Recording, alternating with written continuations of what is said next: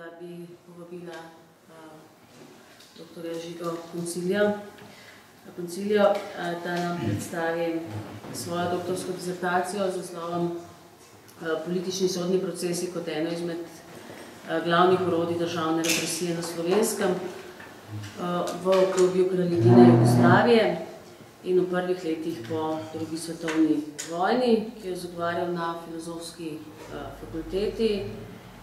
Njegova mentorica pa je bila dr. Nevenka Troha. Hvala za besedo. Vse to, kar sem v dizertaciji obravnaval, je zelo težko spraviti v 15 minut in izgleda podobno kot spraviti naslov dizertacije na ta na en A4 list. Natančneje, če vas popravim, mentor je bil dr. Božo Repe, mentorca je bila dr. Nevenka Troha. V grobem je dizertacija razdeljena na 3 večje sklope. Uvod, prvi večji osrednji sklop se ukvarja z represivnimi sodnimi procesi v obdobju med leti 29 in 41. Drug del osrednjega sklopa pa se ukvarja z represijo in sodnimi procesi v obdobju med leti 45 in 53. Gre za klasično historično raziskavo, temelječo predvsem na analizi sodnih spisov. Moj namen je prikazati predvsem vsebinsko strukturo. Naj pa še povem, da je ta primerjava dveh avtoritarnih obdobij novost v zgodovinopisju in namen tega je, da sem imel neko referenčno točko in da sem hotel prikazati neke kroge nasilja, da se ne govori samo o tem povojnem kot izrazito represivnem in krutem črnem obdobju, ki je po svoje tudi bil, ampak vsem sem hotel nekako umestiti v prostor in čas. V uvodoma se mi je zdelo pametno se poigravati z nekaterimi pojmi, ki so tudi v zgodovinopisni znanosti pogosto nedefinirani, zlorabljeni in tako naprej. Tukaj vidite nekaj najbolj značilnih pojmov, s katerimi sem se ukvarjal.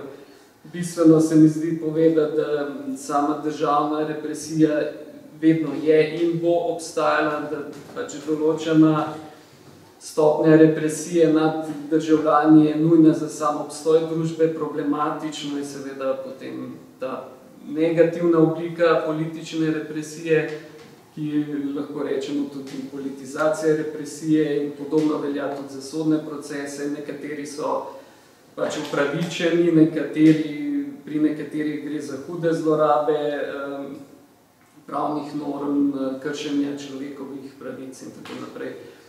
S kombinacijo različnih definicij sem sestavil tudi neko definicijo samih sodnih procesov, da jih lahko označimo za politične, zato ker tudi na tem področju ni neke enoznačnosti. Prepogosto se to prikazuje kot nekaj negativnega in tako naprej.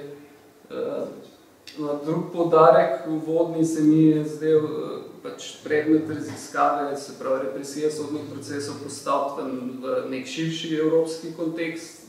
Tako da je prvo obdobje se je seveda odvijalo v globalnih krizah, gospodarskih, političnih, vzponu fašizmov, pojavu socializma in s tem povezanih erozij liberalnih in demokratičnih vrednot. Potem povojno obdobje se je širše v evropskem prostoru odvijalo v razmerah pomanjkanja, opustošenj, tragičnih številk mrtvih in tako naprej. Sledila je obnova nacionalnih homogenizacij, to, kar je prej kolega predstavljal. Na Zahodu procesi epuracij, se pravi kaznovanje vojnega zločinstva, ki so bili v vzhodni Evropi pomešani z sovjetizacijo oziroma širjenjem socializma. Zdaj, prvi osrednji del je seveda namenjen analizi sodnih procesov v obdobju od uvedbe 6. januarske diktature do začetka druge svetovne vojne. Uvodoma sem analiziral temelje vzroke represije, potem ta proces uvedbe avtoritarne vladavine, kako se je reformiral sam represivni aparat, ker namreč za vsako krizno obdobje so značilni te težnje oblasti po krepitvi represivnih aparatov. To se najbolj kaže v tej želji po spreminjanju zakonodaje, po redefiniranju političnih deliktov, se pravi po krepitvi kazenskopravne zaščite države. Potem taki značilni simptomi so tudi uvedbe posebnih oblik sodišč. Na tem primeru je šlo za uvedbo državnega sodišča za zaščito države v Beogradu. No in šele potem, ko sem sestavil nekak tak teoretski okvir, sem se potem lotil analize samih sodnih procesov. V tem prvem obdobju temeljni politični nasprotnik so bili seveda komunisti, sicer že prej prepovedani, ampak po uvedbi diktature je prišlo do poziva k ustaji, k večji angažiranosti za sesutje monarhov, fašistične diktature in tako naprej. Zato ti procesi predstavljajo najbolj pogostejšo obliko političnih sodnih procesov v tem obdobju. Za njih je značilna množičnost, zlasti v obdobju med 29 in 34. Večina je potekala v tajnosti, težji primeri pred državnim sodiščem v Beogradu, večji del teh protislovenskih komunistom je potekal v Sloveniji. Najbolj značilne obtožbe so bile članstvo v komunistični partiji, različne oblike propagande, ustne, pisne, organiziranje komunističnih celic in tako naprej. Glede na to tudi ne najdemo v sodnih spisih nekih hujših obtožb proti državnih dejanj. In temu primerne so potem tudi kazni, ki so nekako v povprečju, sem izračunal iz analize različnih sodnih procesov, 5-letne, redko višje. Poleg sodnih procesov proti komunistov naj omenim samo še edini sodni proces proti pripadnikom prepovedane SLS in pa nekaj procesov v drugi polovici 30-ih let, to je bilo zlasti po nastopu Antona Korošca kot notranjega ministra in približevanjem te nacistične nevarnosti. To so procesi zaradi nacistične propagande. Tu vidite študije primerov, jaz sem potem analiziral glede na dostopno gradivo, ene bolj, ene manj. Mogoče bi omenil samo en primer, sodni proces proti Felixu Deutschbacherju. Šlo je za velik proces z več kot 80 obtoženimi. Del se je odvijal v Beogradu, del v Ljubljani. Na njem je bil recimo France Klopčič kot eden glavnih organizatorjev, agitatorjev in propagandistov komunizma, obsojen na 18 let strogega zapora, ki pa jih ni prestal, ker on je takrat že bil v Rusiji, se mi zdi.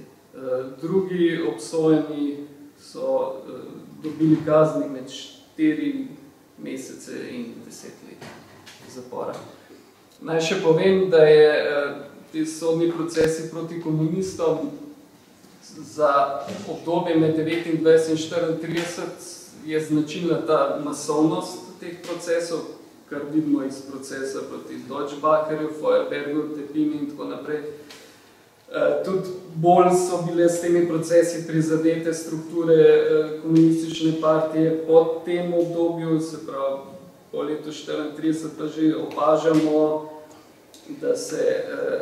da sama represija ni mogla več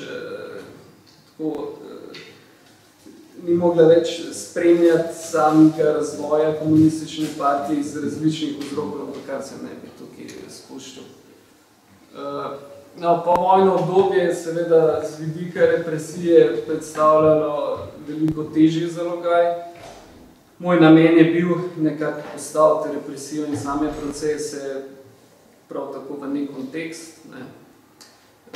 Vemo, da je sama vojna je pač šahovsko mizo obrnila, prej preganjani so po vojni postali rablji. In ta represija se je odvijala v kontekstih, ne smemo pozabiti, v kontekstih okupacije, kolaboracije, oboroženega odpora in pa seveda tudi socialistične revolucije. Represivni aparat, ki je šel iz tega, je bil seveda bistveno močnejši, izkušen, za njega je bila značilna prevlada varnostno-obveščevalne službe, sodstvo in zakonodaja imela revolucionarne elemente in tako naprej. Temu primerna je bila represija bistveno kompleksnejša in ostrejša. Znotraj represije so bili tudi sodni procesi, eno izmed glavnih orodij, seveda poleg izvensodnih likvidacij. En izmed najpomembnejših orodij oblasti v funkciji konsolidacije oblasti, maščevanja nad kolaboracijo, vojnimi zločini in pa seveda že tudi političnimi nasprotniki, se pravi, bili so pomembno orodje v izvajanju socialistične revolucije. Zaključne ugotovitve povojnih procesov, več je primerov politizacije, negativne represije. To pomeni, da se je nekatere procese zlorabljalo, nekatere obtožene zlorabljalo v namene ustvarjanja neke kolektivne histerije. Za te procese je bilo značilno tudi to, da so združevali različne kategorije, šlo je za hujša protidržavna kazniva dejanja, kazni so bile ostrejše in tako naprej. Če samo preletim nekaj temeljnih skupin teh političnih sodnih procesov, tukaj sem se mogel usmeriti potem. Tipologijo sem prilagodil glede na obtožbe. To so primeri sodnih procesov pod obtožbami vojnega zločinstva in kolaboracije, ki sem jih zelo podrobno obdelal. Pri tem moram poudariti, da sem večjo pozornost dal tistim, ki še niso tako dobro obdelani kot nekateri. Naslednja kategorija, ki se potem pridruži, obtožbe sodelovanja z emigracijo, pa potem zelo pogoste v drugi polovici 40. obtožbe organiziranja ilegalnih oboroženih enot, vohunjenja, sovražne propagande, to postane zelo pomembno. Posebna oblika sodnih procesov, informbirojevstvo, dahovski procesi, tukaj je šlo tudi ali predvsem za znotraj partijska obračunavanja. Najbolj značilni so bili dahovski procesi. Če samo navržem nekaj primerov, vojno zločinstvo, Friedrich Steinbeck je bil obsojen na smrt z obešanjem, Stanko Senar kot pripadnik Gorenjskega domobranstva in narednik gorske divizije Slovenske narodne vojske, prav tako obsojen na smrt z ustrelitvijo januarja 1946. Mirko Bitenc, relativno oziroma kar odmeven proces, aprila 1948 obsojen zaradi, tukaj vidimo kombinacijo različnih obtožb, od kolaboracije, povezovanja z emigracijo, sodelovanja s tujimi obveščevalnimi službami in tako naprej. Nasploh je bilo značilno za te procese, da so tam medvojne emocije skušali prenašati tudi na druge kategorije obtožencev, se pravi to medvojno maščevanje so želeli tudi na druge politične in razredne nasprotnike. In pa še zadnja, zdaj nisem se mogel v dizertaciji to podrobno ukvarjati z dahovskimi procesi, predvsem zaradi širine vprašanja, po drugi strani pa tudi obstaja že dobra študija, dobra knjiga na to temo in sem jih obdelal skozi usodo enega izmed obtoženih, šlo je za Ivana Rancingerja, on je bil na 8. Dahovskem procesu oziroma Buchenwaldskem, kot ga sam imenuje, junija 1949 obsojen.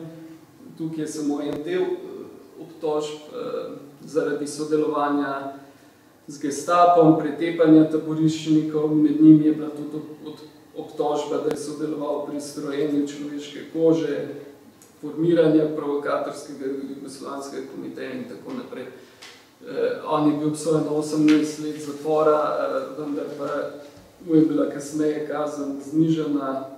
Nasploh je značilno, da je po letu 1950 številni simptomi kažejo na popuščanje politične represije, od višine izrečenih kazni do amnestij, in od takrat naprej lahko že govorimo o manjši politični represiji.